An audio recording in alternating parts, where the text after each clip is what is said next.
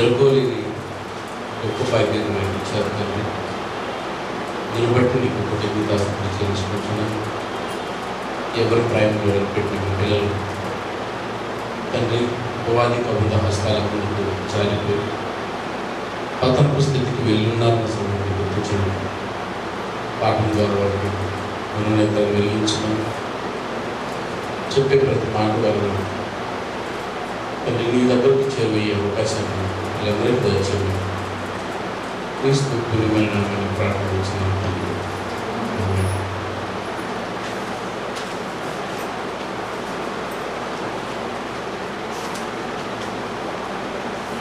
మానవుని పతనం పెట్టి పాఠాలను ఆలోచిస్తున్నాం. పతనము అనగా ఏడబాటు, మరణం, నశించే స్థితి. ఓ వ్యక్తి పాపం అయిపోవడానికి కారణం పాపములు, అపరాధాలు విన్నాం. పాపాలు అంటే ఏందో కూడా అర్థం చెప్తున్నాం. ఏదైనా పాపం అంటే ఆజ్ఞ అతిక్రమమే పాపం, సకల దుర్నీతి పాపం, మేలైనది చేయనిది అలాగే చేయకపోవడం పాపం, విశ్వాసం మూలం కానిది పాపం, మూర్ఖుని యోచనే పాపం, అన్యాయంగా నడుచుకోవడం పాపం, అధికంగా దుర్మార్గపు పనులు చేయడం పాపం. ఇలాంటివి చూస్తే ఈ పాపాలు ఏదో ఒక పాపం మనం ఎన్నుకోక తప్పదు. ఈ పాపాలలో ఏదో ఒక పాపం ప్రతి మనిషి మరి ఖచ్చితంగా ఆకర్షింపబడిన వాడే ప్రతి ఒక్కరు పాపంలోకి వెళ్ళిపోతున్నారు, పతనంలోకి వెళ్ళిపోతున్నారు. కాబట్టి ఒక వ్యక్తి పతనమైపోవడం కారణాన్ని మనం లేఖనాల్లో పరిశీలిస్తే యాకోబు రాసినటువంటి పత్రికలో ఒక గొప్ప సందర్భాన్ని రాశారు. 4:17 వచ్చిన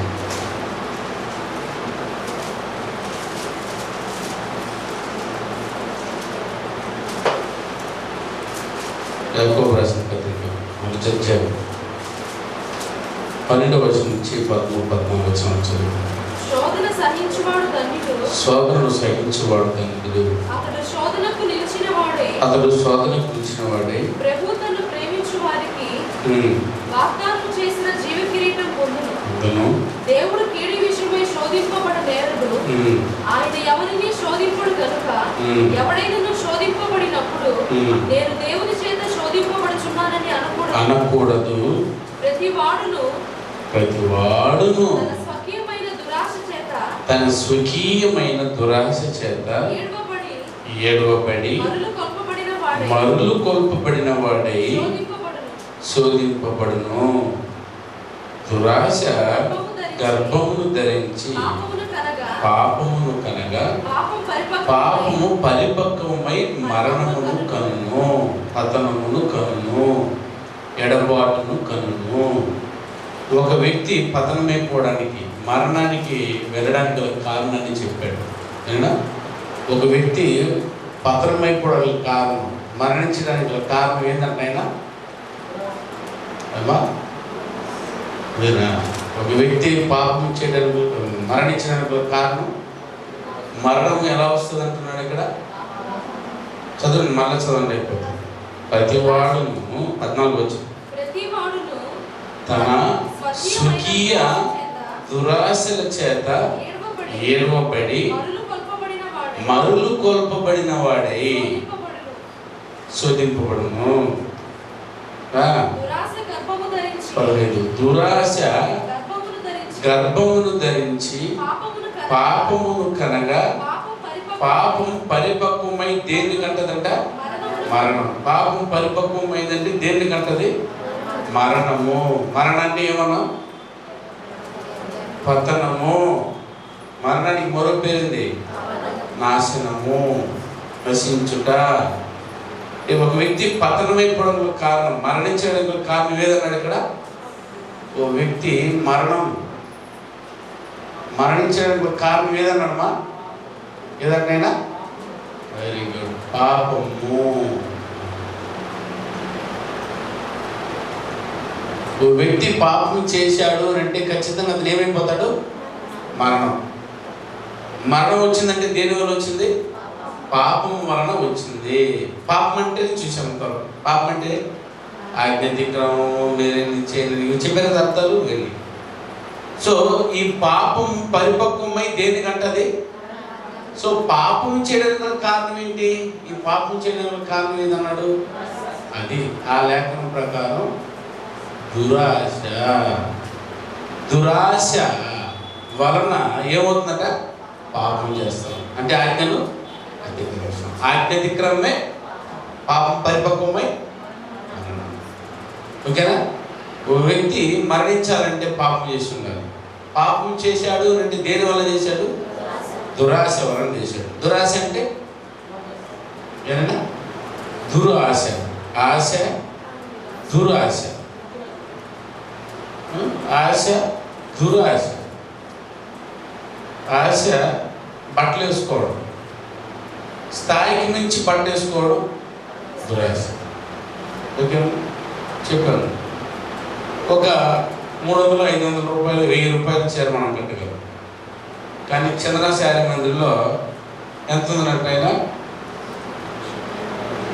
55 రూపాయల చీర దగ్గర నుండి 2 లక్షల రూపాయల చీర వరకు ఉందట. 2 లక్షలే చీర. ఇప్పుడు చెప్పండి, 200కు 1000 రూపాయలకి వేసి ఆయన 2 లక్షల రూపాయలు చీర కట్టుకోబోతుంది అనుకో. చూసారా? ఫేస్బుక్లో చీర పెట్టారు, చూసారు? ఒళ్ళంతా బంగారే, ఒళ్ళంతా బంగారం అంటే అసలు లాస్ట్ లాగా చూపిస్తారు. మన భర్త భార్య పక్కన నిలబడి పోషించాడు ఫోటో. ఆమె బంగారంతోనే అలంకరించుకుంది చీరంతా. ఇప్పుడు చెప్తున్నాడు, అది మనం వేయగలమా? మన స్థాయి ఏంటి? 1000 రూపాయలు. కానీ 2 లక్షల రూపాయలు ఖరీదుతో చేయగలిగేది ఏంటంటే దాన్ని దురాశ. దురాశ వచ్చిందంటే ఖచ్చితంగా ఆజ్ఞను అతిక్రమిస్తారు. ఆజ్ఞ అతిక్రమమే పాపం. పాపం పరిపక్వమై మరణానికి అంటది. ఓకేనా? ఇప్పుడు ఈ దురాశ రావడానికి కారణం ఏమైనా? దురాశ ఒక వ్యక్తికి రావడానికి కారణం అసంతృప్తి.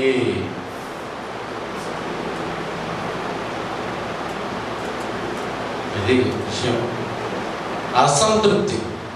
అసంతృప్తి అంటే అమ్మా తృప్తి లేకపోవడం. తృప్తికి వ్యతిరేక పదమే అసంతృప్తి. అసంతృప్తి అంటే మనం ఏది ఉన్నా అందులోనే సర్దుకునే గుణం మనలో ఉండదు. అయ్యో ఇది నాకు లేదే అని అనిపించే స్థాయికి తీసుకెళ్ళిపోతాడు. ఎంత ఉన్నా తృప్తి లేదు. అందుకే దేవుడు ఆకాశ పక్షులు పోలుస్తూ ఒక మాట అన్నాడు, దేవుడు గుప్పిళ్ళు విప్పగా అవి తిని తృప్తిపరచబడును అని. కానీ దేవుని పిల్లలమైనటువంటి మనుషులు మాత్రమే తృప్తి లేకుండా బతుకుతారు. అర్థమైందా? ఆ రోజుకి ఆ రోజు అది ఏది తిని తృప్తిగా ఇంటికి వెళ్ళిపోద్ది. దానికి మన కొట్లు లేవు దాచిపెట్టుకోవడానికి, బ్యాంకులు లేవు దాచిపెట్టుకోవడానికి. కానీ మనం ఏం చేస్తాం తెలుసా? ఆ రోజుకి ఆ రోజు ఏది తిని ఆ రోజు వరకు హ్యాపీగా ఉన్నావా? లేదు. నెలకు సరిపడేది అన్ని డబ్బాలో ఉంటుంది ఇంట్లో. ఎవరైనా బట్టలు చూడండి, సంవత్సరానికి సరిపోయే బట్టలు కొనుక్కుంటాం. సంవత్సరానికి సరిపోయే బట్టలు బీరులో ఉంటాయి. నెలకు సరిపడే బియ్యం కొంతమంది పండిన పంట మొత్తం వచ్చి తన ఇంట్లో దాచిపెట్టేసుకోవాలి. సంవత్సరం కూడా వస్తుంది వాళ్ళ పంట, రైస్. ఇంకా కొంతమందిని ఆలోచిస్తే పప్పు, ఉప్పు, ధాన్యాలు కొనరు అసలు. తమ పండిందంతా దాచిపెట్టేసుకుంటారు. కొంతమంది ధనికులు ఇంట్లో స్టోర్ రూమ్ అని పెట్టి స్టోర్ రూమ్లో నిల్వ పెట్టేస్తారు. చూసారా? ఇంత ఉన్నా మళ్ళా ఆరాటం, మళ్ళా పోయి బియ్యం సంపాదించాలి, మళ్ళా పోయి పప్పు సంపాదించాలి, మళ్ళా ఉప్పు సంపాదించాలి. ఇది డబ్బాలో ఉన్నప్పటికీ నెలకు కాదు సంవత్సరాలు. అంటే పెద్ద పెద్ద రాయల్ ఫ్యామిలీలు అయితే తరతరాలకు దాచిపెట్టేసాడు ఆహార పదార్థాలు. అంటే ప్రత్యక్షంగాను పరోక్షంగాను. ఆహార పదార్థాలు కొంచెం ఎంత నిల్వ ఉంటుందో అంతవరకు స్టోరేజ్లో దాచిపెట్టినా డబ్బు, దాన్ని కొనగలిగినంత డబ్బు తరాలకు వేసి పెట్టేస్తున్నారు. వారి పిల్లల మీద ఫిక్సెడ్స్ అమౌంట్ ఇంత దాచిపెట్టినట్టుండదు. మళ్ళా ఉద్యోగం అంటాడు, మళ్ళా వ్యాపారం అంటాడు, మళ్ళా వ్యవసాయం అంటాడు. దీన్ని తృప్తి లేని అసంతృప్తి. అదేనా ప్రతి ఒక్కరి దానిలోకి మళ్ళిస్తాడు. ప్యాంట్ ఉంది కదా అని ప్యాంటుతో సర్దుకోం.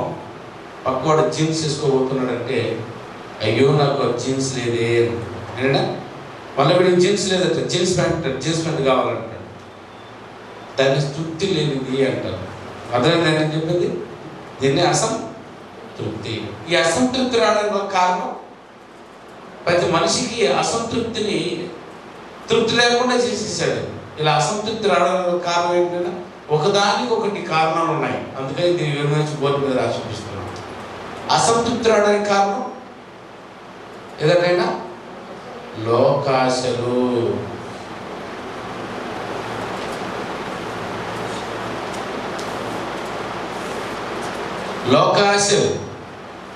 లోకాశలు ఏమైనా శరీరాశ, నేత్రాశ, ఏదైనా జీవగుణము. ఇవి శరీరాశలు అన్నారు, లేదా లోకాశలు. లోకాశలు అంటే శరీరాశ, నేత్రాశ, జీవగుణము అనేటువంటి ఇది సాతాను యొక్క ఉచ్చు, సాతాను యొక్క వల. దీనిని అపవాది కలిగి ఉన్నాడు. ఇది ప్రతి ఒక్కరి మీద ఈ ఆయుధాన్ని ఉపయోగిస్తాడు. అర్థమైందా? అపవాది కలిగి ఉన్న ఆయుధం శరీరాశ, నేత్రాశ, జీవగుణం. దాన్ని ప్రతి యవ్వనుని మీద విసురుతాడు. ప్రతి యవ్వనుడు యవ్వన ప్రాయానికి వచ్చారు అని అంటే వారు ఏమని అర్థమైనా సహజ వాంఛలు పరిపక్వత చెందినవారు. సహజ వాంఛలు పరిపక్వత చెందిన వారి మీద దీని విషయాలు అంటే లోకాశలు. శరీరాశతో, నేత్రాశతో, జీవపు డమ్మముతో కుప్ప కూలి ఏమైపోవాలైనా అసంతృప్తిలో పడిపోవాలి మనిషి. అందులోకి దోషేస్తాడు అపవాది ప్రతి ఒక్కరిని. యవ్వనానికి వచ్చిన వారందరూ ఇందులో పడి తీరాలి. యేసు ప్రభు వారు కూడా శిశుదశ నుంచి బాల్యదశ నుంచి యవ్వన దశకు అడుగు పెట్టాడు. యవ్వన దశకు అడుగు పెట్టంగానే బాప్తిసం పొందాడు. బాప్తిసం పొందిన రోజే వచ్చి కూర్చున్నాడు అపవాది ఉచ్చును తీసుకుని. ఈ వలలో సాతాను యొక్క ఆయుధాన్ని తీసుకొచ్చేసి వారి మీద విసిరాడు. ఏదట అది? శరీరానికి చూపించాడు. ముందు ఆహారం కావాలి కదయ్యా, ఈ రాళ్ళని ఏం చేసుకో, రొట్టె చేసుకోకూడదా? మనమైతే ఎన్నో రొట్టెలు చేశాడు పడేసుకునే వాళ్ళు. పోటీకైనా ఆ మాట విని ఎన్నో రొట్టె చేసుకోలేడా యేసు ప్రభు? జవాబు చెప్పాడా, రొట్టె చేసుకున్నాడా? నువ్వేందో చెప్పేది నాకు తెలియదా అంటే మనమైతే చెప్పామా అమ్మాయా చూపించాడు, ఇది దేవుడే చూపించాడు అంటాం. అది రెండోది నేత్రాశ. నేత్రాశ చూపించాడు, ఇవన్నీ నీకే ఇచ్చేస్తాను, అది సాగిలి పడవా అని. అర్థమైనా? మనమైతే సాగిలి పడడం గుడి కట్టేస్తాం. ఎవరికి? వాడి. యేసు ప్రభు ఎక్కడ ఉన్నాడు? చెప్పబోతామా అనుకుంటున్నాం మనం. కానీ యేసు ప్రభు చూసాడు సాతాను విసినటువంటి ఉచ్చులలో పడని వారు ఎవరు అంటే ఈ యవనానికి వచ్చిన యేసు ప్రభు మాత్రమే అందులో పడలేదు. మిగతా వారందరూ పడిపోయి ఎందులోకి వెళ్ళిపోయారైనా అసంతృప్తికి వెళ్ళిపోయారు. యేసు ప్రభు ఒకరు మాత్రమే అసంతృప్తికి పోనది. ఆయన కలిగి ఉన్న దానిలో తృప్తిగా ఉన్నాడు. ఆయన ఎక్కడ డబ్బాలు బియ్యం పెట్టుకోలేదు. ఏమైనా డబ్బాలు పెట్టినాను అసలు ఆయనకి బ్యాంకే లేదు, ఇంకా చెప్పను ఆయనకి ఇల్లే లేదు కదా. ఆకాశ పక్షులు కానీ ఏదైనా గుడి ఉంది, నక్కలకు బొర్రెలు ఉన్నాయి. నాకైతే తల వాల్చుకోవడానికి కూడా ఏం లేదు. ఆయనకి అసంతృప్తి. పక్కింటి వాడు లేచిపోతా ఉందనుకో, బిల్డింగ్ మీద బిల్డింగ్ లేచిపోతుంది అనుకో, మన ఇంకా పూరిలో ఉందంటే మనకేం పెడుతుంది నాయన? అది పుట్టిస్తాడు ముందు అపవాది. వాడికి ఇల్లు ఉందే అనేసి నీకు ఇల్లు కూడా లేదే అని అన్నప్పుడు అవును కదా, నాకు ఇల్లు లేదు కదా, ఇదంతా ఒక బతుక చూడు. వాడు 3 పూటలు అన్నం తింటున్నాడు, నువ్వు ఒక పూట గంజి తాగలేకపోతున్నావంటే, అయ్యో వాడి దగ్గర అన్నం ఉంది, నా దగ్గర అన్నం లేదు. ఇది అపవాది కలిగించేది, అర్థమవుతుందా? అపవాది పుట్టించేది. ప్రతి ఒక్కరికి పుట్టిస్తాను నేను దీన్ని. ప్రతి ఒక్కరికి అపవాది ఇలాంటి అసంతృప్తిని చూపించేసి, అసంతృప్తి వలన ప్రతి ఒక్కరికి ఏం పుట్టిస్తాడు? దురాశను పుట్టిస్తాడు. అదే దురాశ కదా, మనకు లేదు కదా. తృప్తిగా ఉండు, లేని దాన్ని కోరుకునేదే దురాశ. నాకెందుకే అది అని అనుకుంటాడా? ఆహా, ఫ్లైట్ దూరాలనుకుంటూ కుదురుతారా? మనకి ఫ్లైట్ కొనగలమా? సో కొంటామేమో, తోలేవు అనుకునవద్దు, అవునా కదా? వాళ్ళని కాపాడగలమా? వాళ్ళ శాలరీ ఇవ్వగలమా? కుసత్రుని దేని దురాశ అంటారు. కాబట్టి ప్రతి ఒక్కరికి దురాశకి నెట్టాడు. తృప్తి లేకుండా చేసిన వ్యక్తి ప్రతి ఒక్కరికి దురాశలో పడతాడు. దురాశ ఉన్న వాళ్ళందరూ ఖచ్చితంగా అది కావాలనుకుంటారు. వేరేనా? 2000 రూపాయలు చీర కట్టాల్సిన 20,000 రూపాయలు చీర కట్టాలంటే ఎట్ట వచ్చింది? అడిగి దురాశ వలన వచ్చింది. దురాశ వలన ఏమొచ్చింది? ఆయన ఆజ్ఞ అతిక్రమం, ఆజ్ఞ అతిక్రమిస్తాడు. దురాశ వచ్చిందంటే ఆశ నెరవేర్చుకోవాలి. ఉదాహరణకి నీ బర్త్డేకి నువ్వు 2,000 రూపాయలు చీర కట్టాలి, లేదా 2,000 రూపాయలు ప్యాంట్ చేసి ఉండాలి. కానీ షాప్లో పోయి వెతుకుతూ ఉన్నప్పుడు ఆయన తీసుకొచ్చేసి 20,000 చేశాడు అనుకో, లేదా 10,000 చేశాడు అనుకో, వెంటనే దాన్ని చూసినప్పుడు వెంటనే ఏమనిపిస్తుంది? మరి దేని కొనాలనిపిస్తుందా? ఏమో పెద్దదాన్ని కొనాలనిపిస్తే తక్కువదాన్ని కొనాలనిపిస్తుందా? కానీ నీ దగ్గర ఉన్నది 2,000, 2,000 20,000 తేడా తెలిసిందా? వెంటనే ఉదయానికల్లా 20,000 రూపాయల చీర బర్త్డే కట్టుకున్నారు అనుకోండి, ఎలా వచ్చిందమ్మా? అది ఎలా వచ్చిండాలి చెప్పండి? నీ కష్టార్జితం ఎంత? 8,000 రూపాయలు కట్టి ఉండాలా? 2,000 రూపాయల చీర కట్టాల్సిన ఆమె 20,000 రూపాయల చీర కడుతుందనంటే ఎట్టొచ్చి ఉండాలన్నా మనిషికి? ఒకటి కొట్టేసన్నా ఉండాలా, ఇతరా దొంగతనమైన చేసి ఉండాలా, లేకపోతే బలవంతంగా వాళ్ళ దగ్గర నుంచి అయినా లాక్తో ఉండాలి. ఈ రెండు పేరే ఆజ్ఞ. దొంగతనం చేయరాదు, పొరుగు వారి సొమ్మును ఆశింపకూడదు. ఈయన ఆజ్ఞలన్నిటికీ అతిక్రమించే దాని పేరే పాపము. అర్థమైందా? ఆ పాపం రావడానికి కారణం ఆజ్ఞను అతిక్రమించడానికి. ఆజ్ఞ అతిక్రమించిన కారణం దురాశ వచ్చింది కనుక. దురాశ రావడానికి కారణం అసంతృప్తి వచ్చింది కనుక. అసంతృప్తి రావడానికి కారణం లోకాశలు. లోకాశలు ఎవరి మీద వస్తుంది? పిల్లల మీద. బట్టలే వద్దులే నాకు అని తిరుగుతారు. ఎందుకంటే వాళ్ళకి దాని మీద వాంఛ పరిపక్వత కాలేదు కాబట్టి.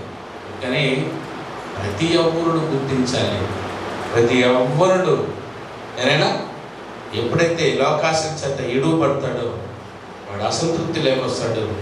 అసంతృప్తిలోకి వచ్చిన వాడు ఆజ్ఞను అతిక్రమిస్తాడు. దురాశ వస్తుంది, దురాశ వలన ఆజ్ఞను అతిక్రమిస్తాడు.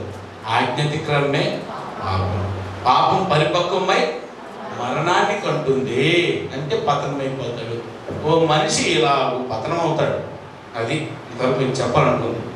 ఒక మనిషి దేని వలన అంటే నేనా పతనం ఎలాగో ఆజ్ఞను పాపం వలన. అంటే పాపం చేయడానికి కారణం ఆజ్ఞను అతిక్రమించడం. ఆజ్ఞను అతిక్రమించడం కారణం దురాశ. దురాశ రావడానికి కారణం అసంతృప్తి. ఆయన అసంతృప్తి రావడానికి కారణం లోకాశలు. ఏది లోకాశలు? ఎవరికి ఉచ్చు? ఎవరికి ఉచ్చులు? సాతాను, అపవాది యొక్క ఉచ్చు వల. అలాగూ ఆదాము కూడా తప్పు చేశాడు. ఎవరట? ఆదాము అవ్వలను కూడా వదిలిపెట్టలేదు. ఏకంగా వారి మీద పడి అసంతృప్తిని చూపించాడట. ఆమెకి ఏ తృప్తినే ఎలా చూపించాడు చెప్పండి? ఏదంతా లేని పండు లేదు, అన్ని పండు తిని ఉండొచ్చుగా, కానీ ఆ పండును నేత్రాస్తో చూపించాడు. తినవద్దన్న పండుని మాత్రం తేరి చూసిందంటే తన కళ్ళుకి ఎలా కనిపించిందంటే ఆయన రమ్యముగా బాగా ఆకర్షించబడ్డది. అది చూసి అయ్యో ఇన్ని పండ్లు తిన్నాము, ఈ పండు తినలేదు ఏమి నేను అని అనుకుని ఆ పండు వైపు అసంతృప్తి కలిగింది. ఆ పండును దురాశ వలన ఆజ్ఞను అతిక్రమించేసింది. ప్రేమైన వల్ల కాబట్టి మనము కూడా ఒక మనిషి పాపపు స్థితికి అంటే మరణపు స్థితికి వెళ్ళాడు అంటే దేని వలనంటే ఆ ఆజ్ఞలో అతిక్రమించడం వల్లే. ఆ పాపము చేశాడా, పాపమునికి ఏమవుతాడంటే ఆయన యోహాను సువార్త 8:34 యోహాను సువార్త 8:34 చూడండి. అందుకు యేసు పాపము చేయు ప్రతివాడును పాపమునకు దాసుడు. పాపమునికి ఏమవుతాడంట? దాసుడు. పాపము చేసి ప్రతివాడు ఏమవుతాడు? పాపానికి దాసుడు. అంటే ఏదైనా కుమారుడా, దాసి, దాసుడు అంటే ఏందని అర్థం? పనివారు. అవునా? ఇంకా ఏమన్నా వాళ్ళని బానిసలు, బానిస అయిపోతాడు, సర్వెంట్ అయిపోతాడు. పాపాన్ని ఎవరైనా చేశారనేది ఊరుకోదన్నమాట. పాపము చేస్తే వారికి అది ఏమిగా మారిపోతుందైనా స్వభావంగా మారిపోతుంది. స్వభావం అంటే ఏందైనా లేదంటే అలవాట్ల యొక్క మొత్తము. అలవాటు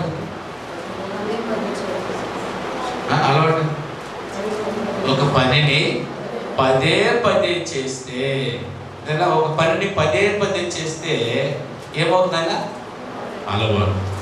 అలవాట్ల యొక్క మొత్తము స్వభావాల యొక్క మొత్తము వ్యక్తిత్వము. చెప్పలేదా? రాసుకోలేదు. వ్యక్తిత్వము రాసేనా? పాపము చేయు ప్రతివాడు పాపమునకు దాసుడు అంటే వ్యక్తిత్వము.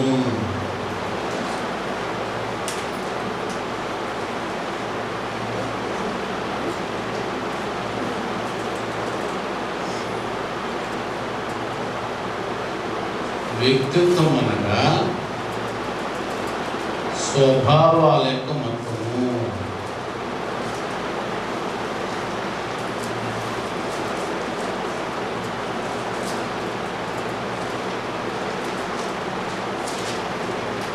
స్వభావము అంటే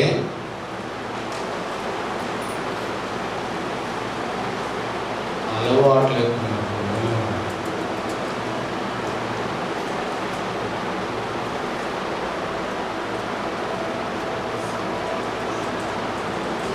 అలవాటు అంటే ఒక్క పనిని పదే చేస్తే, ఒక పనిని పదే చేస్తే అలవాటు అవుతుంది. అలవాట్ల యొక్క మొత్తమే స్వభావము, స్వభావాల యొక్క మొత్తమే వ్యక్తిత్వము. అదేనా? వ్యక్తిత్వం అంటే వ్యక్తి యొక్క తత్వం, వ్యక్తి యొక్క స్వభావం, గుణ లక్షణాలు. పుట్టేటప్పుడు 0% వ్యక్తిత్వంతో ఉన్నాం. ఏ వ్యక్తిత్వం లేదు, అంటే ఏ పనులు చేయలేదు. పుట్టేటప్పుడు పనులు చేయకుండా పుడతాం. అదేనా? సురక్షితంగా తల్లి గర్భంలో నీళ్ళలోనే ఉండి వచ్చాం మనం. బయటకు వచ్చినప్పుడు నీళ్ళలో ఉన్నప్పుడు ఎట్లా నాయన? నీళ్ళలో ఉన్నప్పుడు శ్వాస వస్తుంది మనకి, చచ్చిపోతాను నీళ్ళలో ఉంటే. కానీ అదే నీళ్ళలో అమ్మ నీళ్ళలో ఉన్నాం కదా, అప్పుడు సావలేదే. ఏమ్మా? అమ్మ కడుపులో ఉన్నప్పుడు నీళ్ళల్లోనే కదా, చీకట్లో నీళ్ళలో కదా నాణ్యం, మరి ఎక్కడ సావలేదే. ఇప్పుడు మాత్రం నీళ్ళు 5 నిమిషాలు పెట్టామంటే ఏమైపోతున్నాం? గుక్క తిరగకుండా చచ్చిపోతున్నాం. ఎందుకని?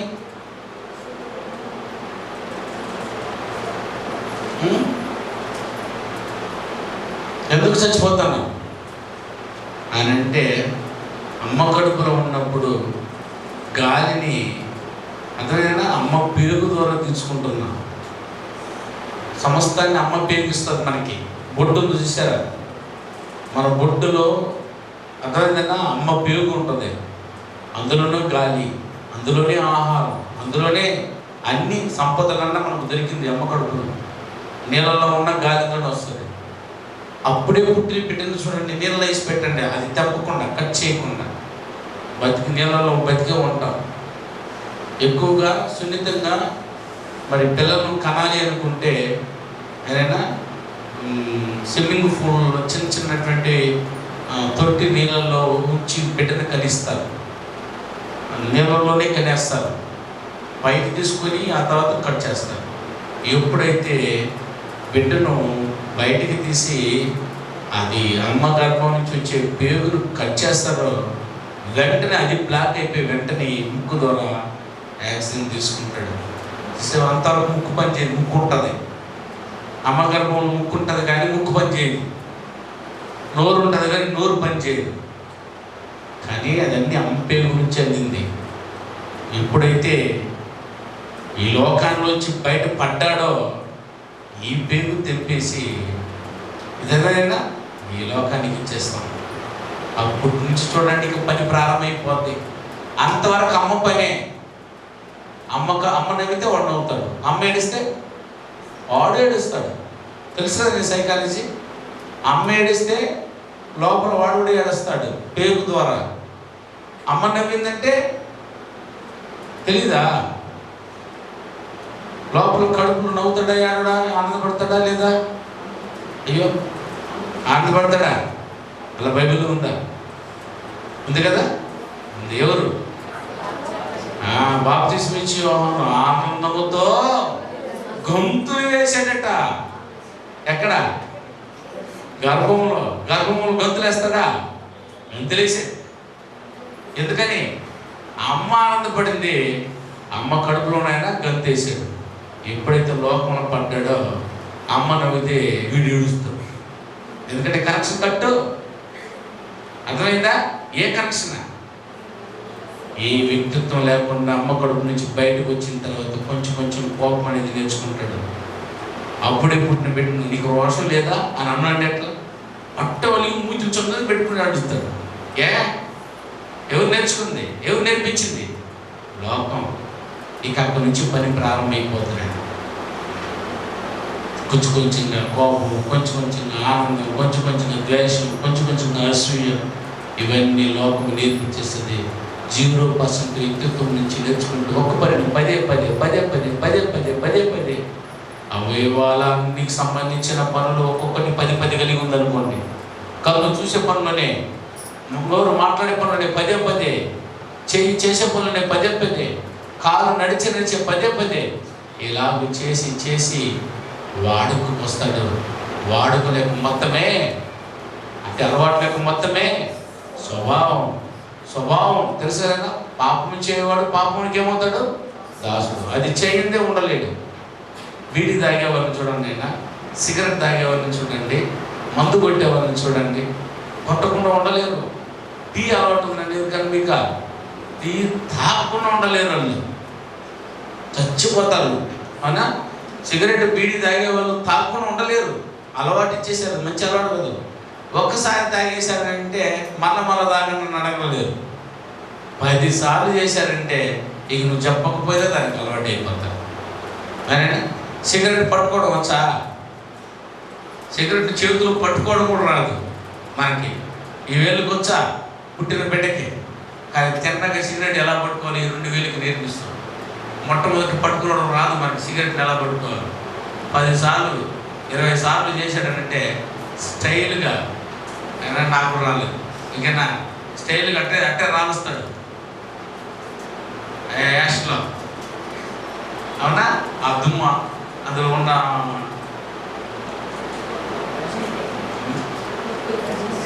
దాన్ని ఏమవుతారన్నా మళ్ళీ బూడిద, సిగరెట్ బూడిద స్టైల్గా తట్టుతాడు.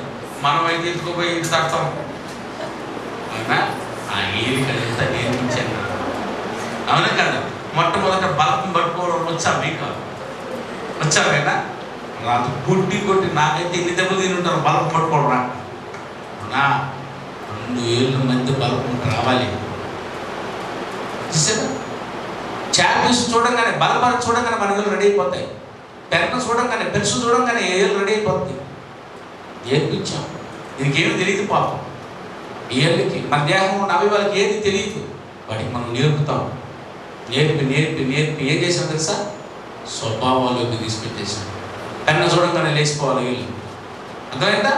సిగరెట్ చూడంగానే, అలాగే తాగే విషయంలో చూడండి, అలవాటు చేసేసాము పదే పదే పదే పదే. ఎలాగూ అదేనా మంచి పనులను అలవాటు చేస్తుంటే పనుల్లా 2 పనులు భూమి మీద ఉంది. ఒకటి మంచిది, రెండోది మంచిదాన్ని అలవాటు చేస్తుంటే తప్పేం కాదు. అయినా చేయరాని కార్యములు చేయడానికి మన దేహ అవయవాలంతా అలవాటు చేస్తాం. అందుకే అర్థమైందా?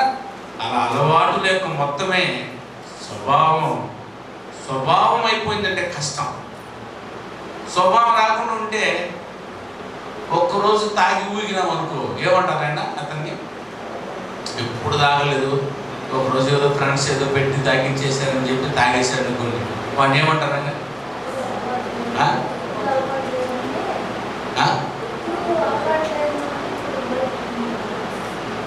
ఒకరోజు తాగి వస్తే వాడిని ఏమని పిలుస్తారు మీరు అంటారా? ఒకరోజు తాగి వస్తే తాగుతాడు అంటారా? ఎప్పుడు ఊగుతా వస్తున్నాడు రోడ్లో, తాగుతాడు. ఒక్కసారి చేసిన దానికి మీరు కూడా ఏమనలేదు, ఎందుకు తెలియకుండా చేసి ఉంటాడు, ఎవరు చేసి ఉంటారు ఈ పని, అది పదే పదే చేస్తున్నాడు, రోజు ఆ పని మీద వస్తున్నాడు అనుకో, పని ఏమంటాం అండి? దాన్ని స్వభావము అని అంటారు. వాడికి తాగే స్వభావం ఉంది. అదేనా? ఒక్కసారి ప్రార్థన చేసామంటే ఏమనిపిస్తుంది మనకు కూడా? ఉదయాన్నే లేచింది ప్రార్థన చేస్తున్నాం అనుకో, చేసి చేసి చేసి స్వభావం లైన్గా నీకు కూడా తెలియదు, అదే వేసేస్తారు. వెంటనే మోకాలు వేసుకుంటుంది, ప్రార్థన చేస్తారు. అందుకే మీ పిల్లలు కూడా నేర్పించండి.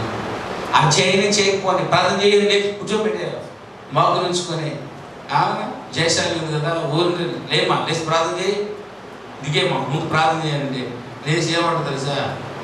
దేవా స్తోత్రం, ఈ రోజంతా తోడుని నడిపించు, ఈ చిన్ని మనని వేస్తున్నాం అడుగుతున్నామని వేస్తుంది.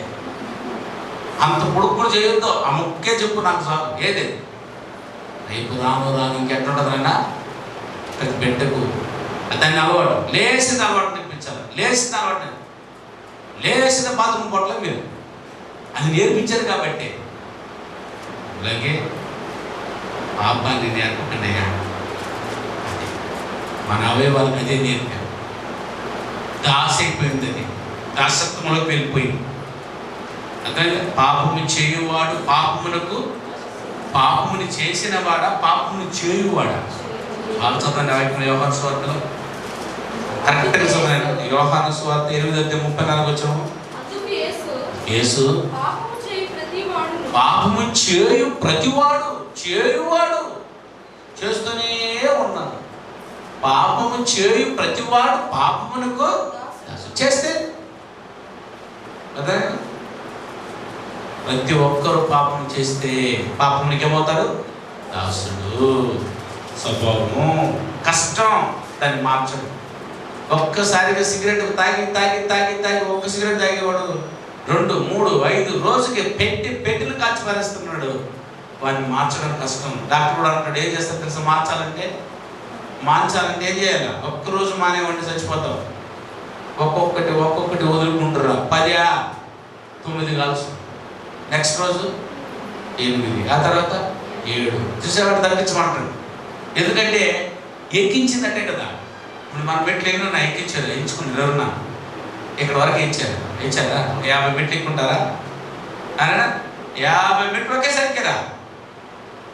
ఫస్ట్ మెట్టు, ఆ తర్వాత 2వ మెట్టు, అక్కడ ఎక్కొచ్చాడు. దిగాలన్నవాడు అంటే దిగలము. ఒక్కసారిగా 50 మెట్లు దిగారనుకో, ముక్కు పళ్ళు ఏమి ఉండవు ఇంకా. అదే పాపాన్ని చేసేసిన మీరు కూడా అంటే దిగిరండి.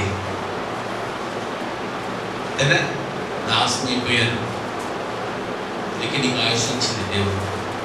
ఇటు ఎక్కేసావు పాపంలోకి, అది దిగు, ఇటు ఎక్కు. అది ఒకటి దిగు, ఇది ఒకటి ఎక్కు. అది ఒకటి దిగు, ఇది ఒకటి ఎక్కు. ఇది ఎక్కిపోవాలి మంచిది, చెడుది దిగిపోవాలి. అది సంపూర్ణ క్రియలు. కాబట్టి వ్యక్తిత్వంలోకి వెళ్ళిపోవాలి. పుట్టంగానే వీరప్పని అని పిలిచారా? చచ్చిపోయేటప్పుడు వీరప్పని పిలిచారు. కసప్ప ఎప్పుడు వచ్చిన పేరు? చచ్చిపోయినప్పుడు. పేరంటే కసప్ప యొక్క వ్యక్తిత్వం. ఈ లోకానికి ఇప్పుడు చెప్తున్నాం. మనుషులను కాల్చేసేవాడు, యువతులను కోసేవాడు. వాడు ఆ స్థాయికి ఎప్పుడు వచ్చాడంటే ఒకరిని చంపుకుంటూ వేలాది మందిని చంపేశాడు, వందలాది మందిని చంపేశాడు. స్వభావాలు చంపకుండా ఊరకలేడు. రక్తం చిందింపకుండా వాడి పాలు ఊరకూడదంట రోమపత్రికలో. అర్థమైనా? వాడి కాలు నడుచుతోంది పాపం వైపు. దాశీకం, బానిస. అందుకే ప్రతి ఒక్కడు ఒక వ్యక్తిత్వంలోకి వెళ్ళాడు. వ్యక్తిత్వం రావాలంటే స్వభావాలు వచ్చి ఉండాలి. స్వభావం వచ్చి ఉండాలంటే ఏదైనా అలవాట్లు వచ్చి ఉండాలి. అలవాటు అని అంటే ఓ పనిని పదే చేసి ఉండాలి. అది మంచి పనులు అయితే పర్వాలేదు, చెడు పనులు చేయించేటప్పుడు అది మన చేత. అందుకే పతనం అయిపోయాం. అందుకే పాప స్వభావం ఉంది ప్రతి ఒక్కరు. దీనిని ఆయన ప్రాచీన స్వభావము అన్నాడు. ఏనా? అది మళ్ళీ వచ్చే పాటలు తెలియదు. కానీ ప్రాచీన స్వభావంలోకి వెళ్ళిపోతారు. పాపం చేసి చచ్చిపోయిన వారందరూ వారి ఆత్మ నీకు ఉండదు. వారి ఆత్మ పనిచేయదు. ఏదైనా నువ్వు తప్పు చేసేవని అన్నది మనసాక్షి. ఇంకా మానవుడి గురించి సత్యం విన్నారు కదా. అవునైనా తప్పు చేస్తే తప్పు అనాలి. తప్పు చేసిన ఊరకుందంటే దాని అర్థం ఏదైనా సచ్చింది, అది వాత వేయబడింది అనమాట. అలాగే ఒక్కొక్క స్థితిని మీరు చూస్తే అయినా పాపం చేసినప్పుడు అది నియంత్రణ వలె వారిని పరిపాలన చేసి పతనంలోకి తీసుకెళ్ళిపోతుంది. అదే పాపము చేయకముందు ఎలా ఉన్నాడో, పాపం చేసిన తర్వాత మనిషి ఎలా ఉన్నాడో ఒకసారి చూడు. ఆదాము అవ్వను చూడండి. పరిశుద్ధంగా ఉన్నారా, అపరిశుద్ధంగా ఉన్నారా? పాపం చేయకమునుపు, ఆయనను అతిక్రమించమనుపు, అసంతృప్తి రాకమనుపు. అర్థమైనా? అవును కదా. ఎలా ఉన్నారట? పరిశుద్ధులుగాను నిర్దోషులుగాను ఉన్నారు. ఏమేమి ఉన్నారు చూడండి. పాపం చేయకమునుపు పరిశుద్ధుడుగా, నీతిమంతుడుగా, దోషారోపణ చేయని స్థితిగాను దేవునితో సహవాసం కలిగి ఉన్నారు. అది మరి కలిగి ఉన్నది. పాపం చేయనటువంటి స్థితిలో ఉన్నారు. దేవునితో సంబంధం కలిగి ఉన్నారు. అపవాద్యాలు దేవునితో సంబంధం ఉంటే పాపం చేస్తారా? చేయరు. అపవాద్య సంబంధం ఉంటే నీతి కార్యాలు చేస్తారా? చేయరు. అగనిస్ట్. పాపం చేసిన తర్వాత ఏం తెచ్చుకున్నారైనా? మరణం. అవునా కదా? ఎఫెసీయులకు రాసిన పత్రిక 2:1 ఏముందైనా? పాపముల చేతను అపరాధముల చేతను మీరు చచ్చిన వారై ఉండగా. పాపం చేసేదా చచ్చేవే. అది దాని అర్థం. పాపముల చేతను అపరాధముల చేతను చచ్చింది ఏందైనా? ఆత్మ. మరణం. శరీరానికి కూడా తెచ్చిపెట్టారు మరణం, తినవద్దన్న పండు తినడం వల్ల. కానీ ఆత్మ ఆ రోజే చచ్చిందంటే అర్థమేనా? ఎడబాటు అయిపోయింది. ఎవరితో కనెక్షన్ పెట్టుకుంది? అపవాదితో. దేవుడితో కనెక్షన్, సహవాసం కలిగి ఉన్నాడు. తినకమునుపు పండును తినంగానే ఎవరు సహాయం వచ్చింది? అపవాదితో సంబంధం పెట్టుకున్నాడు. ఏదైనా భయము తెచ్చుకున్నాడట. ఆదికాండం 3:8 పండును తినంగానే ఏమయ్యాడట? భయం. ఆదికాండం 3:8 చల్లపూటను ఆదామును అతని భార్య తోటలో సంచరించుచున్నప్పుడు దేవుడైన యెహోవా స్వరమును దేవుని ఎదుటికి రాకుండా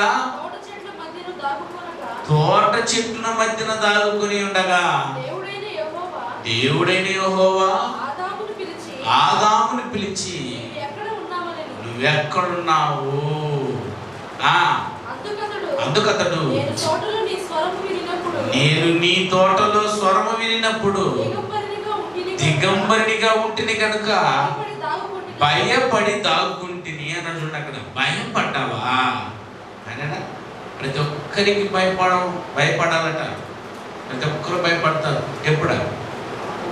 తప్పు చేసిన, పాపం చేసిన ప్రతి ఒక్కరు భయపడతారు. పాపం చేయని వారా? ఇక నా ఉంగరం కనబడలేదు అని అన్నా అనుకో, అందరూ భయపడతారు, ధైర్యంగా ఉంటారు. ఎవరు భయపడేది? ఎవరైతే తీసేస్తున్నారో దగ్గర తలిపేసేసి ఒక్కొక్కరు ఏం చేయబోతాం, చెక్ చేస్తాం. చెక్ చేస్తే దొరికిపోతాం. దొరికిపోతే అవమానం. అదే కదా భయం అంటే. తప్పు చేయని వాళ్ళు చూడు, ఒకరు తీయని వాళ్ళు ఎట్లుంటారు, చేసుకోరా, ముందు నన్ను చెక్ చేయరా అంట. అది దయం. ఆయన అవాదం ఏదంతో ఎలా ఉన్నారు, ఆయన భయపడిపోయి ఉన్నారంట. కొంతమంది నటిస్తూ ఉంటారు, నేను నాకు భయపడనట్టు, లోపల కాలిపోతూ ఉంటుంది. అవునా కదా, భయం మాత్రం ఉంటాను, నటిస్తుంటా. లోపల పోయి చూడాలా, అవునా కదా. అందుకని ఏం చేయాలి, దొంగలు ఎలా పడతారు, దొంగ కాదని ఎలా కనిపెడతారు. ఒక కవలికలు కూడా ధైర్యంగా చూపిస్తాం, కాసేపు నటిస్తాం కదా. గుండె మీద చేయి పెడితే సరిపోతుంది. లబ్బు డబ్బని 72 సార్లు కొట్టుకోకుండా వాడికి 172 సార్లు కొట్టుకుంటుంది. అది అదే భయం. అయ్యో తగులుకుంటే ఏమవుతాం, తగులుకుంటే ఏమవుతాం అని. దోషారోపణ చేయి మనసాక్షి పుట్టినందుకు సిగ్గు, భయం, దోషారోపణ చేయి మనసాక్షి, అపవాదం, ఒకరి మీద ఒకరు మోపుకోవడం. అదే కానీ 12 వచ్చింది చదువు, 3:12 వచ్చింది. అందుకు ఆదాము నేనే తిన్నానయ్యా అంటున్నాడు. తిన్నావా అని అడిగాడు దేవుడు. అయ్యో తిన్నాను తండ్రి, దయతో క్షమించు అని ఎన్నింటి పోయిండు కదన్నా.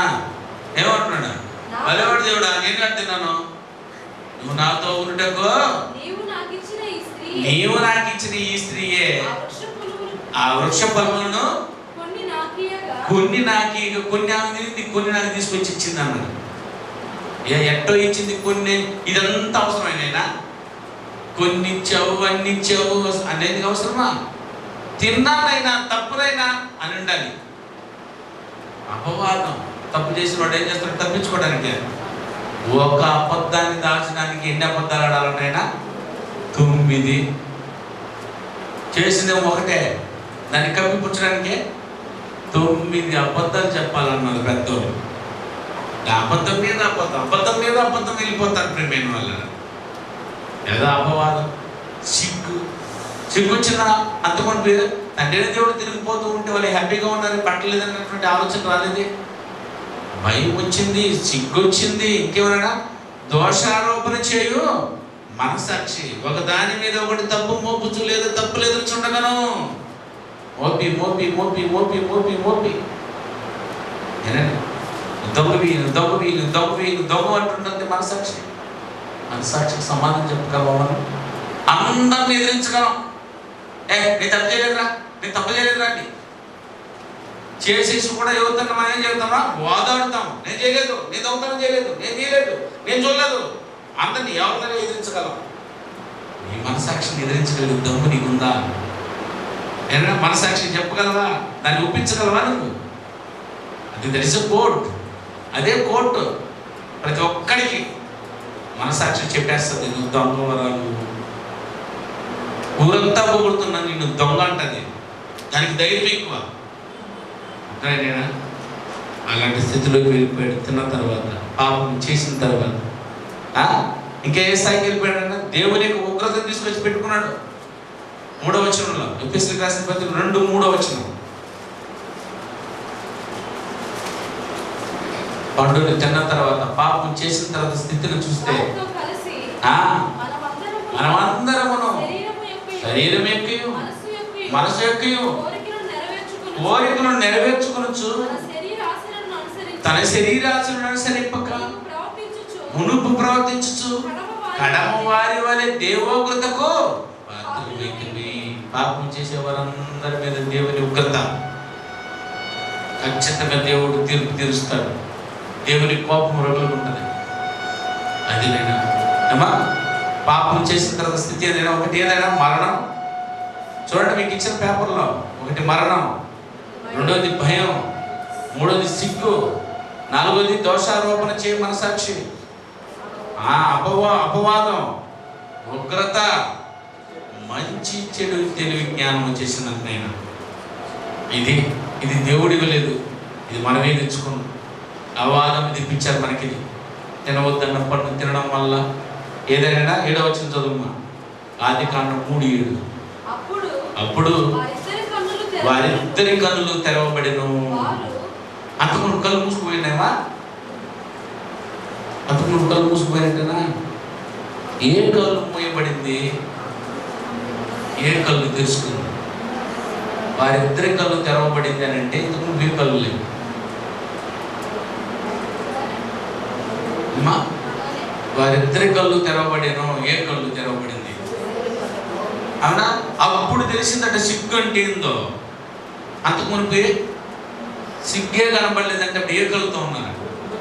అది ఆత్మ నేత్రములతో ఉన్నారు. దేవుడు అంటే దేవుడిని చూస్తున్నారు, దేవుని పనులను చూస్తున్నారు, పరలోక రాజ్యం కనబడుతుంది, దేవుని సంకల్పం కనబడుతుంది, దేవుని కొరకు బ్రతకాలనుకుంటున్నారు. ఆ కలత ఎప్పుడైతే ఆ కళ్ళు తినవద్దన్న పండు తిన్నాడో ఆ కళ్ళు మూసుకుపోయి ఈ కళ్ళు తెలుసుకుంది, శరీరపు కళ్ళు తెలుసుకున్నాయి.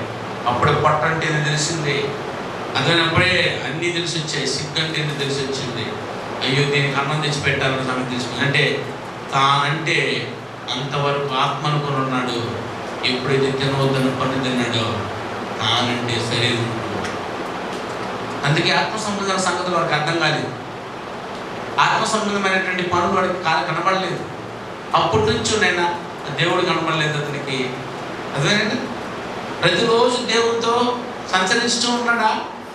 తినవద్దన్న పన్ను తిన్నప్పుడు, తినకుండా ఉన్నప్పుడు అవునా? దేవుడు ప్రతిరోజు సాయంత్రం చేస్తున్నాడట, మాట్లాడుతున్నాడు, సహవాసం కలిగి ఉన్నాడు, పరిశుద్ధత కలిగి ఉన్నాడు, దేవుడితో ప్రేమతో ఉన్నాడు.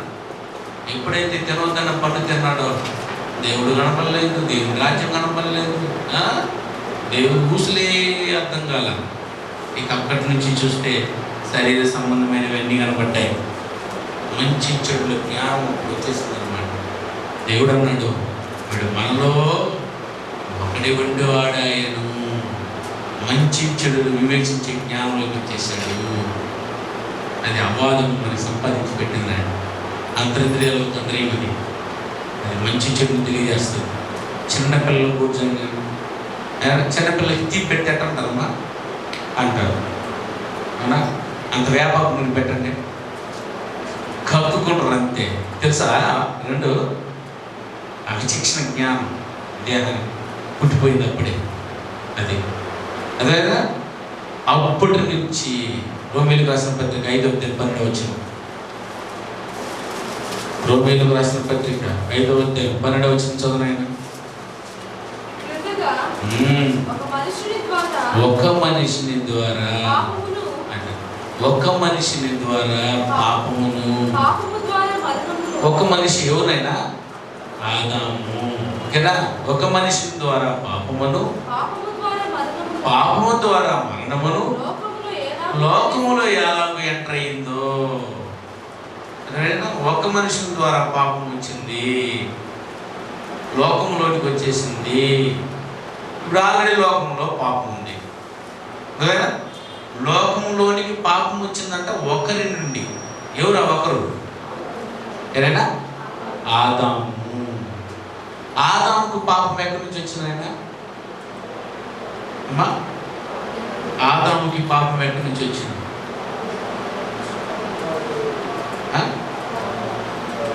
ఆదాముకి పాపం ఎక్కడి నుంచి వచ్చింది? మొత్తం పాపం ఎక్కడ పుట్టింది? ఏదెన్ తోటలేనా? ఏదెన్ తోటలోకి పాపం ఎక్కడి నుంచి వచ్చింది? అది ఎక్కడి నుంచి వచ్చింది? అపవాది. అయ్యో చదవండి. పేతురు రాసిన 2వ పత్రిక 2వ అధ్యాయం 4వ వచనం.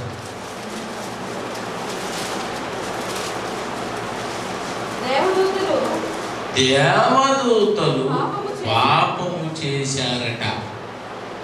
ఎవరైనా ముందు చేసింది? దేవదూతలట పాపం చేసింది. అవాదం కాదైనా పాపం.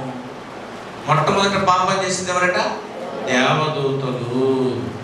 ఆ దేవదూతలు పాపము చేసినందున దేవుడు వారిని విడిచిపెట్టక పాతాళ లోకమందలి కటిక చీకటి గల బేలంలోనికి త్రోసివేసెను. అంటే మొట్టమొదట చేసింది పాపం ఎవరంటైనా? దేవదూతలు. అప్పుడు భూలోకం కూడా లేదే. అప్పుడు ఎక్కడ పుట్టిందంట పాపము? ప్రకటన గ్రంథం 12వ అధ్యాయం 7వ వచనాన్ని చదవండి. ప్రకటన గ్రంథం 12వ అధ్యాయం 7వ వచనం. అది అంతటా పరలోకమందు యుద్ధము జరిగెను. పరలోకమందు యుద్ధం జరిగిందట. ఎవరెవరికి యుద్ధం జరిగింది? మిఖాయేలుకు అతని దూతలకు. ఆ ఘట సర్పముతో ఏం చేశారంటే ఆయన యుద్ధము.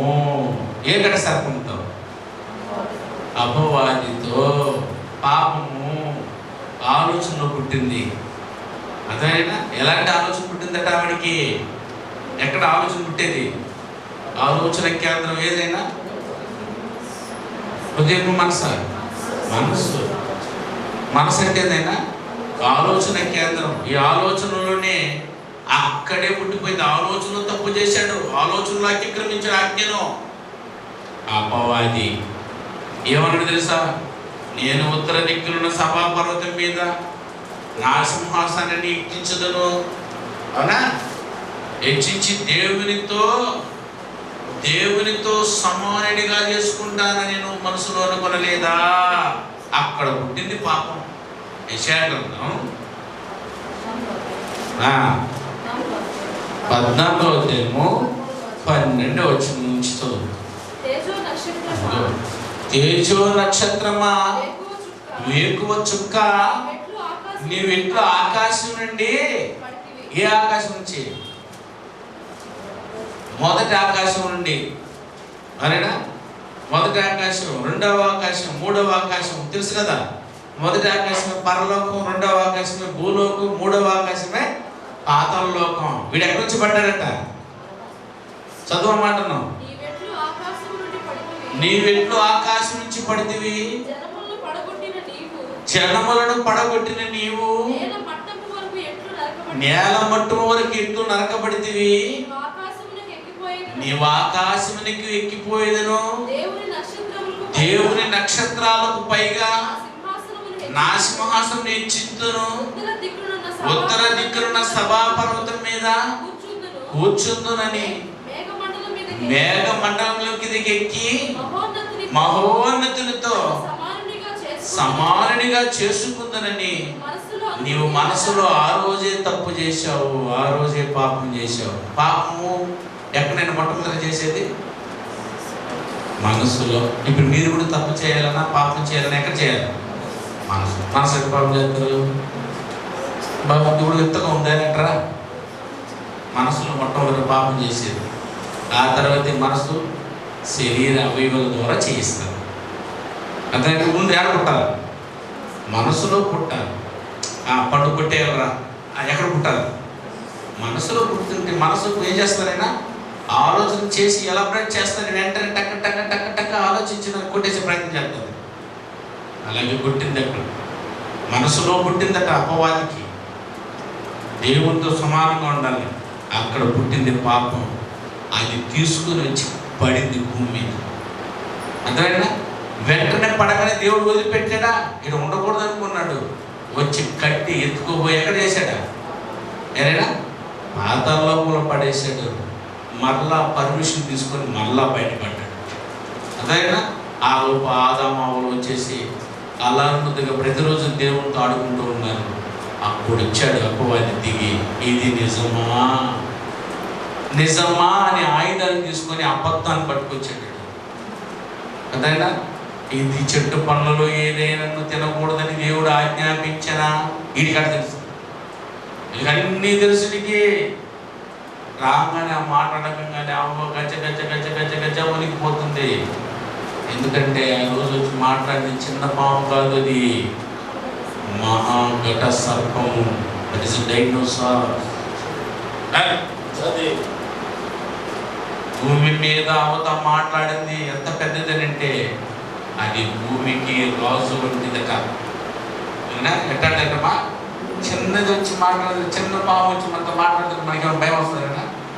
చీమ వచ్చి అక్క బాగున్నారంటే బాగా భయపడతాం మనం.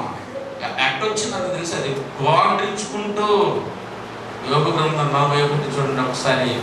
అది ఎంత పెద్దదో చెప్తున్నారు.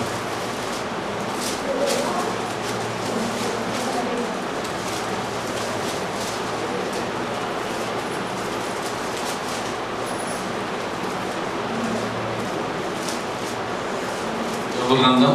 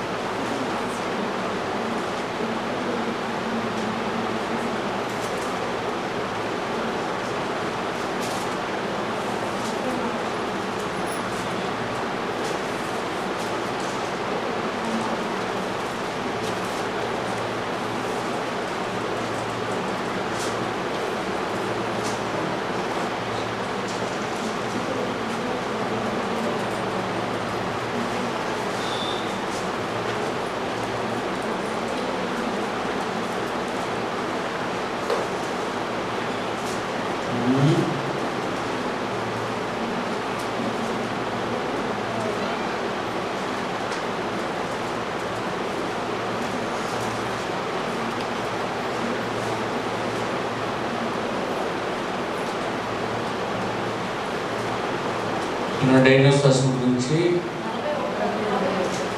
41 లాస్ట్ వచనం అనుకుంటాను చూడండి.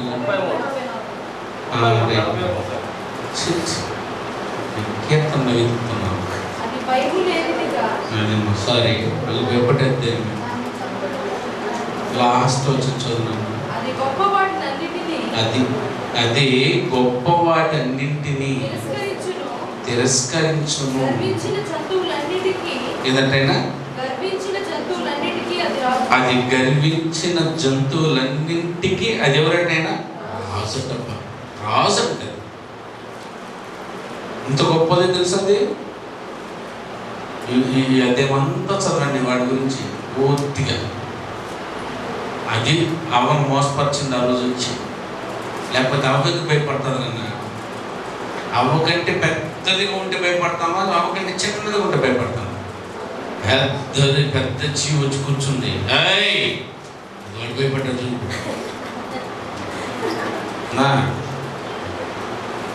అట్లా ఇచ్చింది వచ్చి, తినవద్దన్న పండును తిన్నావా?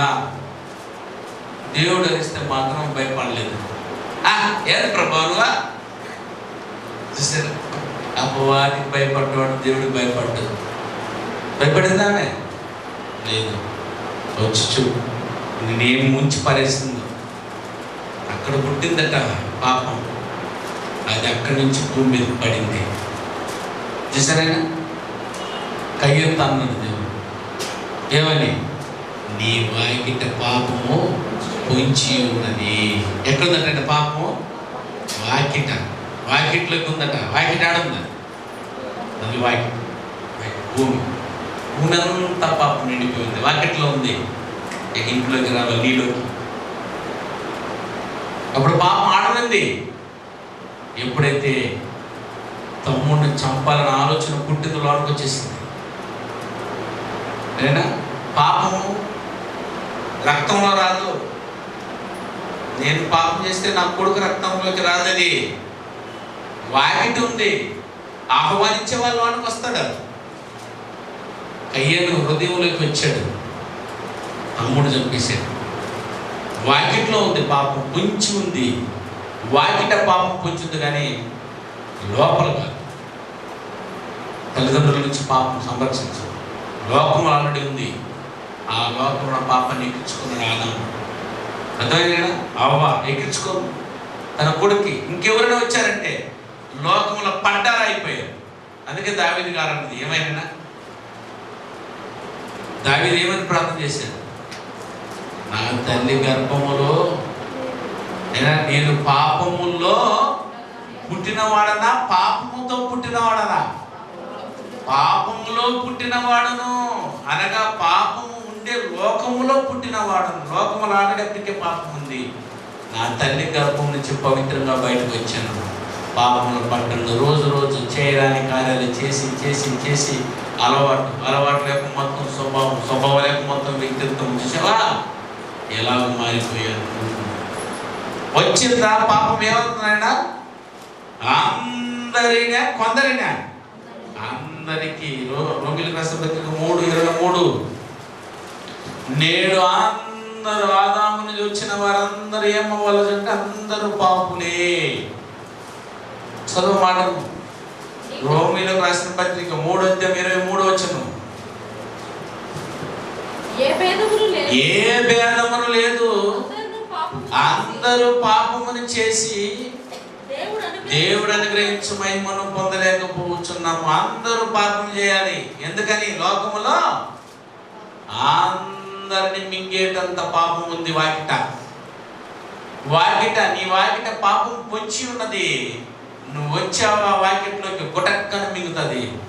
అంతవరకు చూస్తా ఉంది. యవ్వనులు అవ్వను రా రా రా రా అని యవ్వనుడు అయ్యావా గుటక్కన మింగుతుంది. అది నేను పాపం, నీ వాకిట పొంచి ఉన్న పాపం. అందుకే అందరికీ సంప్రాప్తం అది. నేనైనా పాస్పోర్ట్ పాపం చేయడా వాడి ముందు చేసి ప్రతి యవ్వనుడు పాపం చేసే తీరాలి. ఎందుకని? వాకిట పాపము ఉంచి ఉంది కాబట్టి. అదేనా జన్మ పాపం ఉందంటని జన్మతో పాపమా, రక్తంతో పాపంతో వచ్చాడా? పరిశుద్ధమైన రక్తంతో భూమి మీదకి వచ్చామా? అదేనా? కానీ వాళ్ళ జన్మ పాపం ఉందని ఈ లెక్క చెప్తారు. అంటే జన్మే పాపము అని. అదేనా? నా తల్లి నన్ను పాపములోనే గర్భం ధరించిందని అంటే వాడేమనుకున్నాడంటే పాపంతోనే గర్భం ధరించేసింది అనుకుంటున్నాడు. ఇంతకీ గర్భం ఎలా వచ్చిందంటే ఆయన స్త్రీ పురుషుల కలయిక ద్వారా. అదంటే గర్భం దేని వల్ల వచ్చింది? స్త్రీ పురుషుల కలయికే. స్త్రీ పురుషుల కలయికే పాపం కదా. ఆ లెక్క ప్రకారం స్త్రీ పురుషుల కలయిక పాపం అని అయినా దేవుడు ఏమన్నాడు? పవిత్రం అన్నాడు, దాన్ని ఘనమైనది అన్నాడు. అదైనా వివాహము అన్ని విషయంలో ఘనమైనది అన్నాడా, ఘనహీనమైనది అన్నాడా? అయ్యో అన్ని విషయాలనైనా 3 లోకాలు ఉన్న 3 లోకాల విషయాలలో ఏది ఘనమైంది?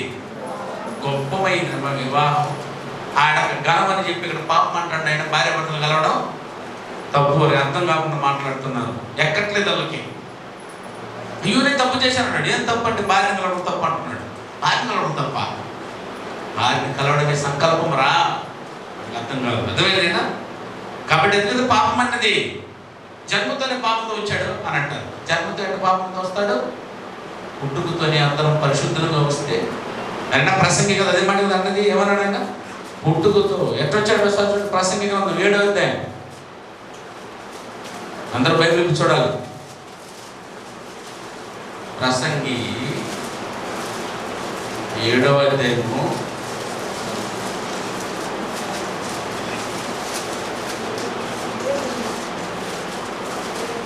ప్రసంగి 7వ అధ్యాయము 29వ వచనం.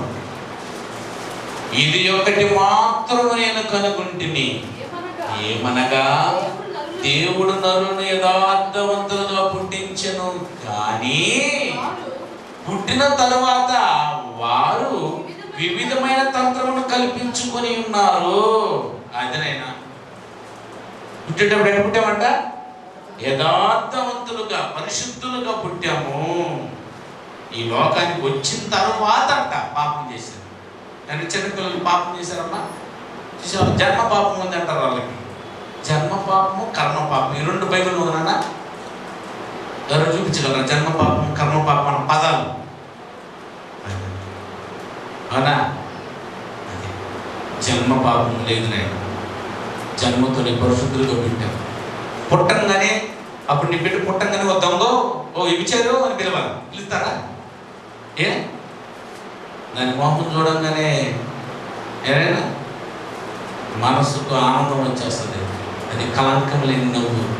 మనం నవ్వామంటే లోపల ఒకటి పెట్టుకుని బయట కదా, లోపల ఏదో ఒకటి పెట్టుకుని బయట దీనికి ఇంత చుట్టూ ఉండాలా? బాగుంది నీ జడ బాబు తిట్టుకోదు, దీనికి లేదు అలా. అది మన నవ్వు. అదే అన్ని దేవుడు ఆ పిల్లలు నవ్వలేదు. ఓ దరిద్రుడా నన్ను చూసి నవ్వురా, కల్మషం లేకుండా ఉన్నాను.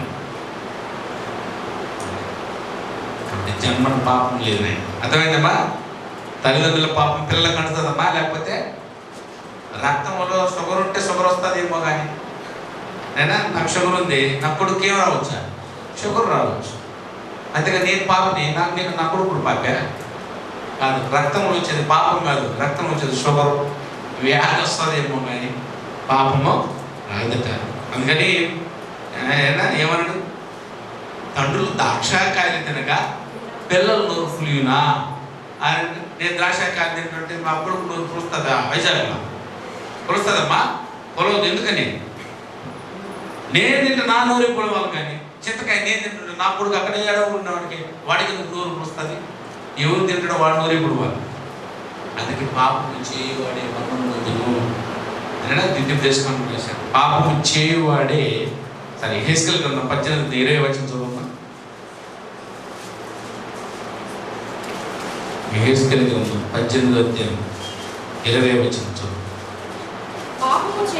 అదే పాపము చేయువాడే మరణమునందును, తల్లి యొక్క దోష శిక్షను కుమారుడు మోయటలేదు, కుమారుని యొక్క దోష శిక్షలను తండ్రి మోయడు. నీతిపరుని నీతి ఆ నీతిపరునికి చెందును, దుష్టుని దుష్టత్వం ఆ దుష్టునికే చెందును.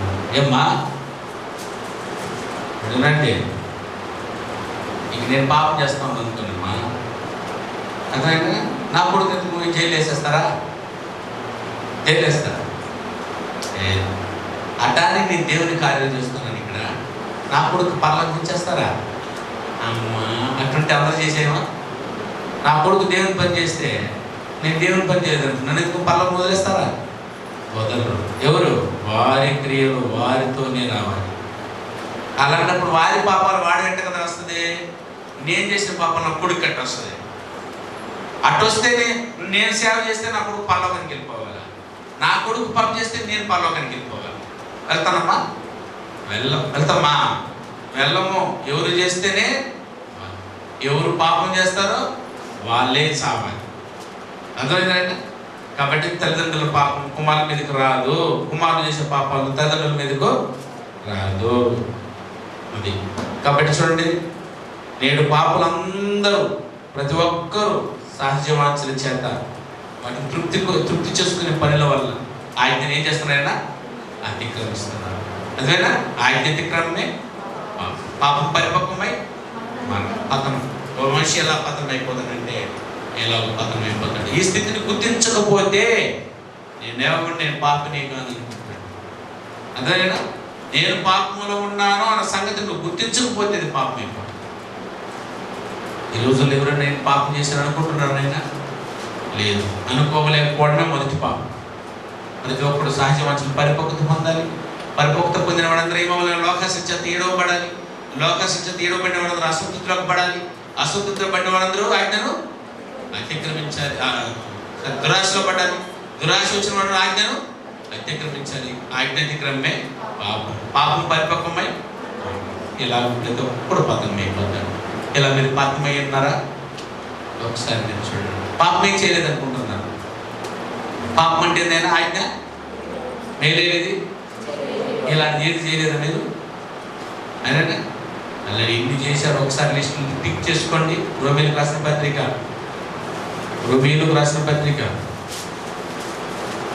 మొదటి 28 వచ్చిన చదువు చదువుతూ ఎంచుకుంటూ రావాలి. రోమీలకు రాసిన పత్రిక మరియు వారు అది తమ మనసులో దేవునికి చోటు ఇవ్వలేదు కనుక చేయరాని కార్యములు చేయుటకు దేవుడు వారికి భ్రష్ట మనసుకు అప్పగించును. అట్టివారు దుర్నీతి చేతను, దుష్టత్వం చేతను, ఈర్ష్య చేతను, మత్సరం, నరహత్య, కలహము, కపటము, వైరవాని మాటతో నిండుకున్న వారే కొట్టిగాండులను, అపవాదకులను, దేవద్వేషకులను, హింసకులను, అహంకారులను, కమలాడువారు, చెడ్డవాటిని కల్పించువారు, తల్లిదండ్రులకు అవివేకులను, మాట తప్పువారు, అనురాగరహితులను, నిర్దయులు. ఎన్నున్నాయమ్మా? ఓ చెప్పేశారుగా ఒక రోజు నేను 21 వ్యక్తిత్వంలో ఇందులో మీరు ఏది లేదు టిక్ చేసుకోండి, ఏది ఉందో మీరు టిక్ చేసుకోండి, మీ అంతరాత్మతో టిక్ చేసుకోండి. ఇందులో ఉన్న ఏది ఒకటి ఉన్నది పాపమే. అర్థమైనా ప్రతి ఒక్కరు ఇందులో ఏదో దాంట్లో వదిలే బొచ్చులు ఉంటాం దాంట్లో, అదన్నీ పాపాలేనైనా. కాబట్టి ఇట్టి వారి మీద ఏదైనా పాపం వచ్చి వచ్చిందంటే వాటి ఫలితార్థం ఏదో చూడైనా ఉంటే ఆదికాండం మీరు చూస్తే 2:17 మరియు దేవుడైన యెహోవా నరుని తీసుకుని ఏదైనా తోటను సేద్యపరచుటకును దాన్ని కాచుటకును దానిలో ఉంచెను. మరియు దేవుడైన యెహోవా ఈ తోటలో ఉన్న ప్రతి వృక్ష ఫలములను నీవు నిర్భయవంతంగా తినవచ్చును. అయితే మంచి చెడుల తెలివినిచ్చు వృక్ష ఫలములను తినకూడదు. అది నీవు వాటిని తిన్నావా అంటే చెప్తున్నాడు, తిన్నావా చచ్చెదవు, చావు, వేరైపోతావు, దేవుని దగ్గర నుంచి వేరైపోతావు. ఇది ఫలితం. పాపం చేసావంటే దేవునితో ఏమైపోతాయినా వేరైపోతాం, దూరం అయిపోతాం. అది ఊరకుండదు. రోమీయులకు రాసిన పత్రిక 6:16 ప్రకారం ఏమవుతావు చూడైనా, అది నిన్ను ఏలుతుందట. రోమీయులకు రాసిన పత్రిక 6:16 లోబడుటకు దేనికి మిమ్మల్ని మీరు దాసులుగా ఎంచుకుంటారో అది చావు నిమిత్తముగా, పాపమునికే గాని దేనికి మీరు లోబడుదురో దానికే దాసులు. పాపము చేశారా దాన్ని అది నిన్ను ఏలుబడి చేస్తారు. పాపము చేశారా దాని ఫలితం దేవునికి దూరం అవుతారు. ఒకటి దేవునికి దూరం అవుతారు, రెండవది పాపం నిన్ను ఏలుతుంది, మూడవది దేవునికి ఉగ్రత మన మీదకి వస్తుంది, నాలుగవది మన హృదయం ఏమవుతుందంటేనా కఠినపరచబడుతుంది. ఎఫెసీయులకు రాసిన పత్రిక 4:18 పాపం చేసిన వారి మనసంతా కఠినమైపోయింటారు. ఆయన గొంతు కోసినంత వరకు ఉంటారు. అంధకార మనసు కలిగిన వారై వారి హృదయము కాఠిన్యముతో నిండుకొని ఉంటుంది. హృదయంలో ప్రేమ ఉండదు, ఆయన ప్రేమించాలనేటువంటి ఆలోచన ఉండదు. కాఠిన్యం అంటే ఏదైనా కఠినత్వం. ₹1 ఇవ్వరు, అన్నం పెట్టరు, నీళ్ళు ఇవ్వరు, బట్టలు ఇవ్వరు, ఇటు కఠిన స్థాయికి వెళ్ళిపోతారు. ఎందుకనంటే వారి మనసు అంధకారం అయిపోయిందట. నేనా వారి మనసు నీళ్ళు వెళ్ళిపోతున్నా. పాపం చేసిన వారికి చీకటి, అంధకారం. వాడు చెప్పిందే రైట్ అంటాడు. రోమీయులకు రాసిన పత్రిక 1:24-25 వారి హృదయాలు దురాశలకు అప్పగించబడతాయి అంటాడు. తమ హృదయముల దురాశలను అనుసరించి తన శరీరములను పరస్పరం అవమానపరుచుకుంటూ ఉంటారు. ఏదైనా హృదయం దురాశకు అప్పగించబడుతుంది. పరస్పరము వారు ఎప్పుడు పాపాలు చేస్తూనే ఉంటారు, ఒకదాని మీద ఒకటి, ఒకదాని మీద ఒకటి. చచ్చిన వారు, పాపంలో చచ్చిపోయిన వారందరి వ్యక్తిత్వం ఇదనమాట. అదైనా ఆ తర్వాత తుచ్చమైన అభిలాషకు అప్పగించబడతారంట. చూడండి రోమీయులకు రాసిన పత్రిక 1:26 అందువలన తుచ్చమైన అభిలాషకు వారిని అప్పగించును. తుచ్చమైన అభిలాష, చిన్న చిన్న దాని మీద సంతోషపడతారు, పరలోకాన్ని వదిలిపెట్టేస్తాడు. చిన్న చిన్నది దొరకలేదని దాని కొరకు ఆరాటపడతాడు. తుచ్చమైన అభిలాష, సిగ్గుపడి వాటి అందు అతిశయం పొందుతూ ఉంటారంట దేవుని వాక్య ప్రకారం. ఏదైనా వారిని భ్రష్ట మనసుకు అప్పగించేశాడట. చదివాం కదా 28 దేవుడు వారికి ఏ మనసు ఇచ్చాడ? భ్రష్ట మనసు అంటే ఎవరిదైనా అపవాది. అది ఆ పనులు చేసే వారందరూ భ్రష్టులే. 21 చెడు వ్యక్తిత్వాన్ని కలిగిన వారందరూ వీళ్ళందరూ పాపలే, పాపం చేసిన వారు. అదేనా 10 శాంతి సమాధానం వారి జీవితాల్లో కనబడదు. పాపం చేసిన వారికి శాంతి ఉంటుంది, సమాధానం ఉంటుంది. 24 గంటలు గొడవలే. ఎందుకని?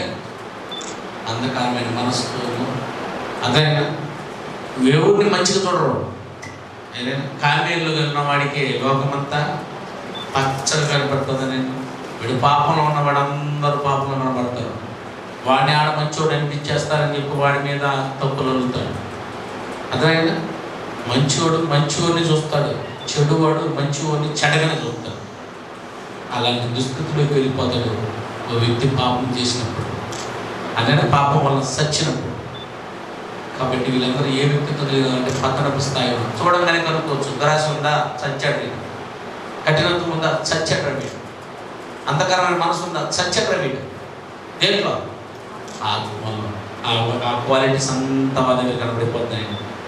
అదే ఇది వాటి ఫలితం. కాబట్టి మనమేమో దేవునికి కుమారుల కొరకు పుట్టాం.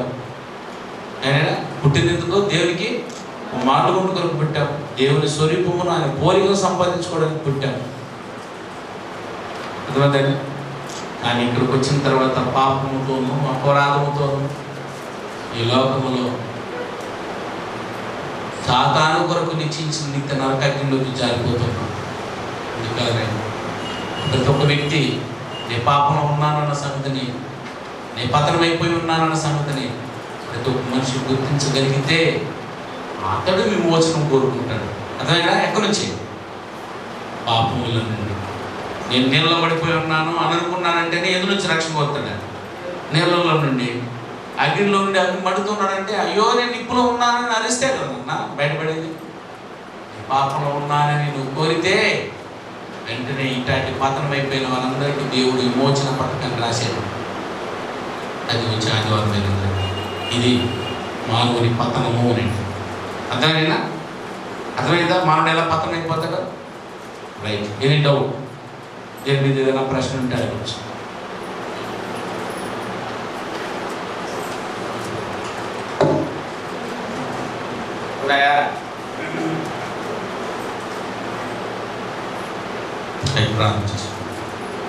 ప్రేమ గల గొప్ప తండ్రి, మీ పిల్లలకు పరిశుద్ధంగా పుట్టిన మీ పిల్లలు ఏ విధంగా పతనపు స్థితిలోకి వెళ్ళిపోయారు, పతనమే రీతిలో పరిశుద్ధాత్మ సహాయంతో అందించే అవకాశం నాకు ఇచ్చారు. ఇది పుచ్చుకుంటాం. మీ పిల్లలు తాను పతనం అయిపోయాడని తండ్రి నా నిజమైన స్థితిని గుర్తించి రాజ్యానికి వారసులైన మీ పిల్లలకు విమోచన పథకాన్ని ప్రసాదించారు.